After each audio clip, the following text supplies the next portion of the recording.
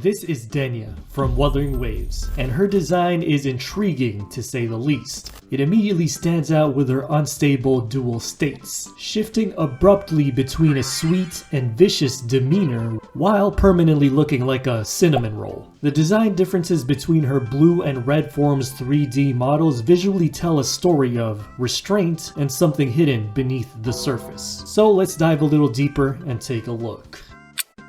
One recurring theme in her model and animations are hands. In her blue form model, she has these spectral hand patterns which are seemingly encroaching onto her and suggest some kind of corruption that hasn't fully taken hold. Sprinkled throughout her design are these gingerbread man paper chains holding hands. On her arms, they're directly drawn on, while these ones on her hair are a separate mesh.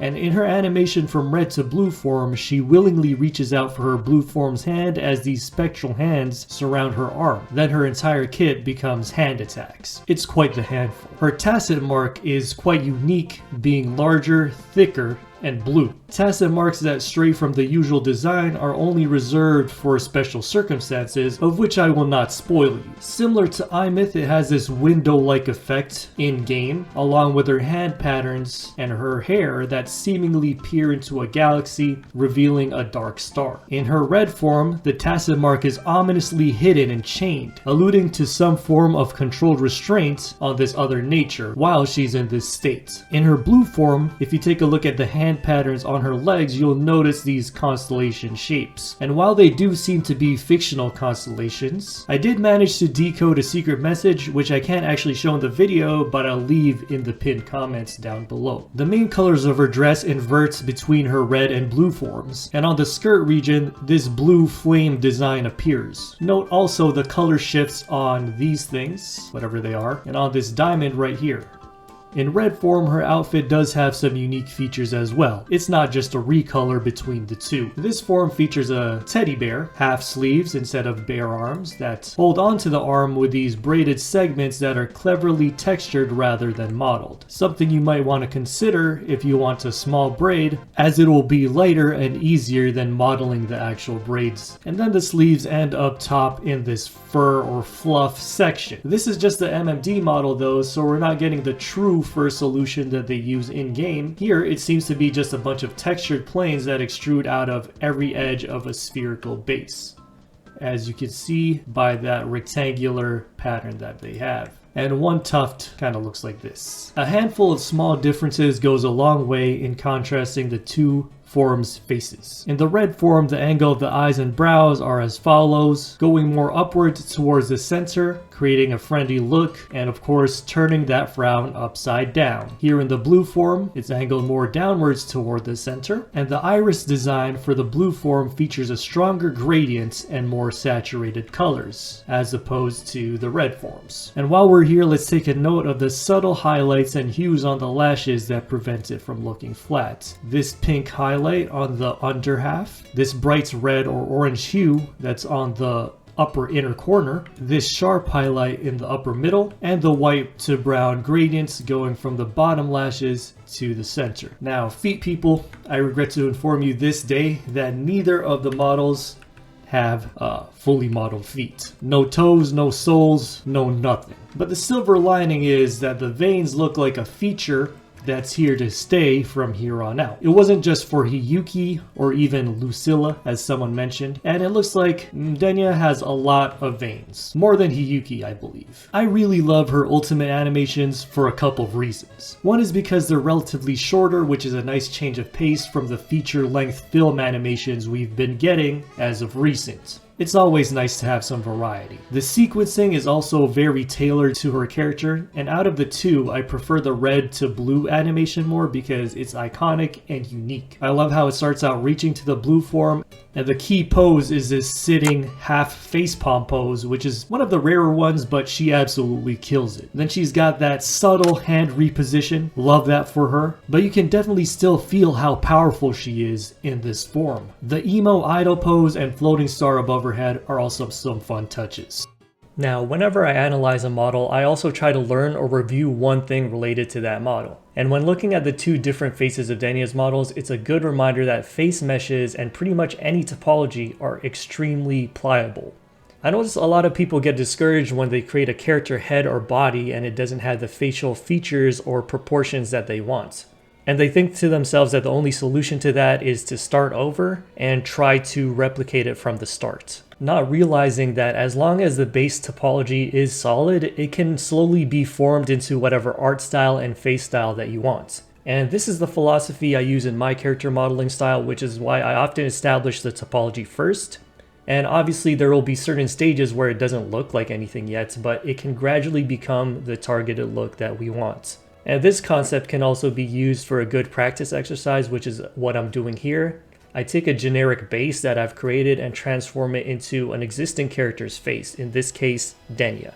I put them side by side with the same scale and pick out details from the character's face, which I replicate in my own model for practice, using both sculpting and proportional editing to make the tweaks. And as always, I recommend to not trace, as that defeats the purpose of the exercise, which is to analyze and independently replicate the reference and the details and train your visual processing.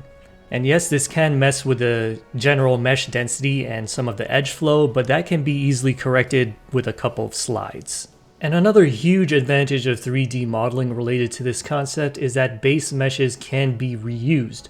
Body meshes, face meshes, it would be a crime if we didn't utilize one of 3D's greatest strengths, which is that we don't have to go back and start from scratch every single time. And most game studios usually have a pipeline where they would do a full character creation process once, like a full sculpt and retopo for the first character in the game, but for future characters similar to that build and archetype, they're probably not going to go back and start from step one. At the very least, they'll just grab the first character's base mesh, which they've already made, and iterate from there, and save themselves a bunch of time, which is crucial in game dev.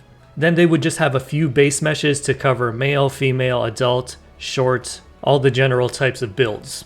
So remember that reusing meshes is an option, and here we've finished the exercise for Happy Denya, and so let's try it with the Emo Denya, with the angry eyes and the pounding face, on a separate shape key. Of course, this is not going to be perfect, but I'm just trying to replicate the most important features. The difference is probably just as much as a simple expression shape key, so there aren't really as many changes at this point.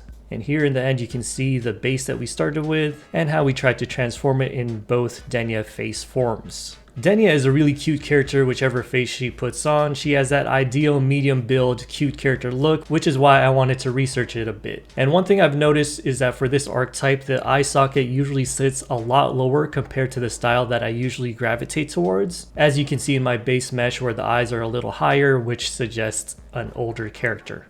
But as you'll be able to see, even with all that tweaking and moving around the eye socket to a whole different place with proportional editing, the general density of the entire head mesh can still remain pretty uniform as long as the changes are synthesized correctly.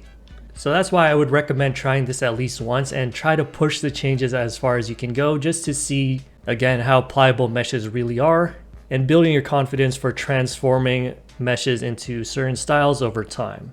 The Blender viewport doesn't really do Denya justice. In game you can further see the beauty in the shading and spectral effects all throughout her clothing, and some additional rigging on her dress tails, and all of her adorable little subtle movements and expressions. And she even has some enjoyable shenanigans here in her idle animations. She loves torturing these poor little dudes.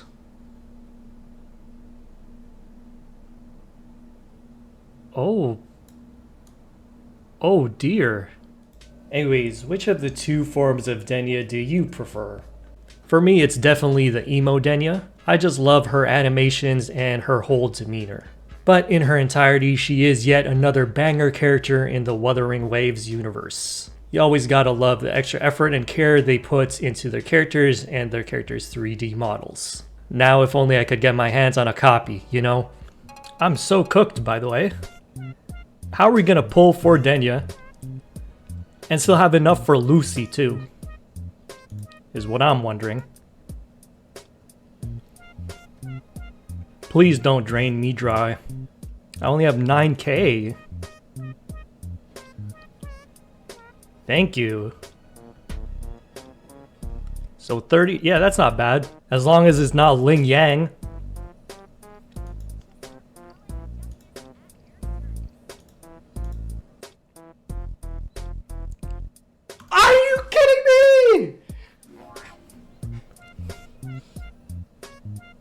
Guys, why does my Denya look so pink?